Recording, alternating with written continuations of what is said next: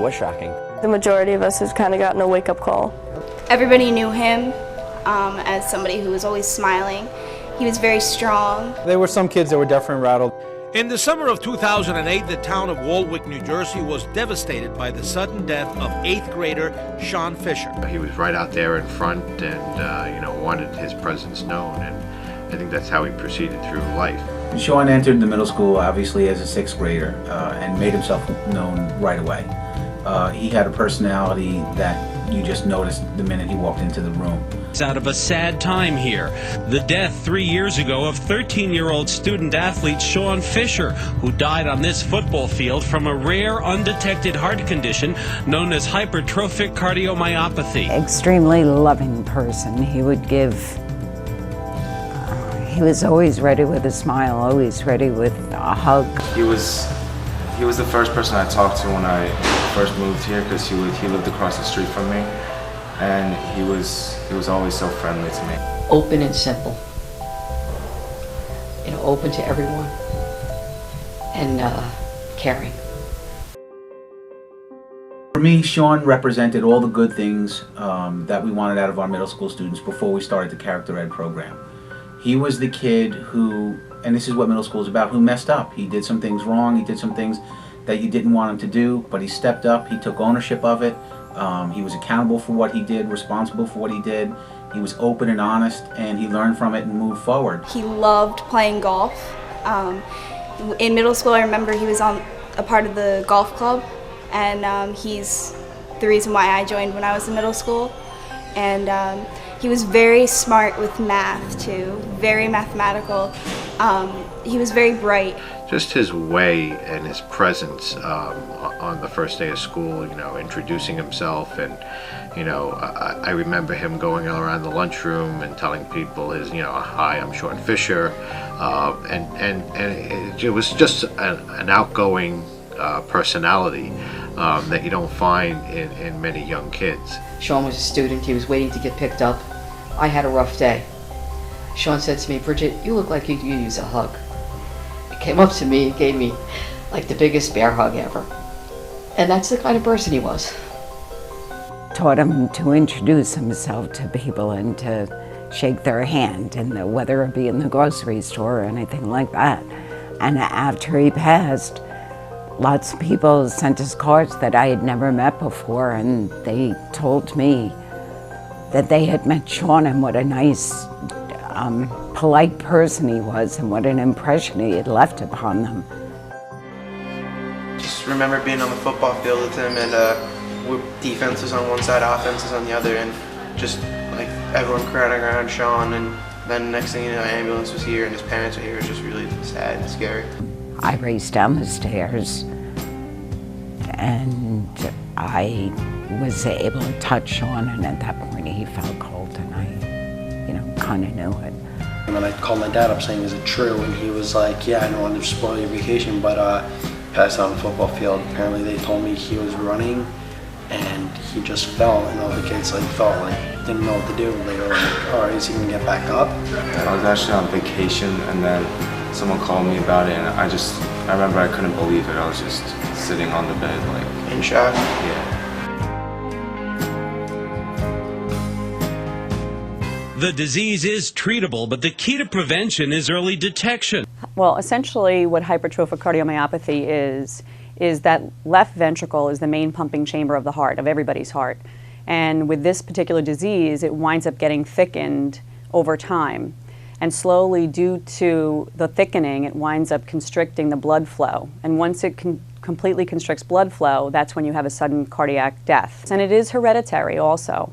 A lot of people don't realize that. I felt cold tonight. They've had somebody young in their family die, they will a lot of times mistaken that for a stroke or just regular heart attack.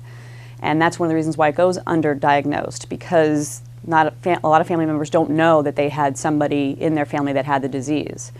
So I think a lot of times they don't realize that. So when you go to talk to your doctor about family history, if you don't know that somebody had this disease, you'll probably just slough it off as somebody, young in your family had a heart attack, and that's what they'll say. So this won't make a connection for a lot of people. Well, typically you might have shortness of breath, I will tell you overall, the sad thing about this is a lot of times there isn't that many signs or symptoms. You can seem like perfectly normal one day, and the next day this can happen to you. And that's why a lot of times parents don't know or see. You know, if your teenager is acting tired and sleeping, well, that's what a lot of teenagers do. They sleep all day long, and they don't necessarily, you don't think of that as being abnormal. Today, a New Jersey high school where a student athlete died 3 years ago is providing free heart screenings for its students. CBS 2's John Metaxas reports from Waldwick in Bergen County. Sophia Roldan is getting a rare chance to see her heart in action. I think what the Fishers are doing is absolutely amazing. I'm honored to be working with them and to provide this screen. You know, Waldwick was our first program that we started, and one of the, as I had mentioned a little bit earlier, having children make a connection with their bodies was sort of a side effect to what we do. But ultimately, kids have to take, and all adults and individuals have to take control of their bodies and get to know what's going on inside their bodies. We started Gift of Life America, which is a foundation which assists disadvantaged children in Bergen, Passaic, and Hudson County with their medical, dental, and ocular needs. As a result of that, we got together over the next year or so and organized a program with the Gregory Hirsch Foundation, Gift of Life America, and the Sean Fisher Foundation to establish the program of heart screening for incoming 9th graders here at Waldwick High School. I would encourage anyone with children over the age of 12 to get their kids' hearts checked. It doesn't cost much. It's the price of a baseball bat or a couple of hockey sticks or a set of beginner clubs. It doesn't cost much.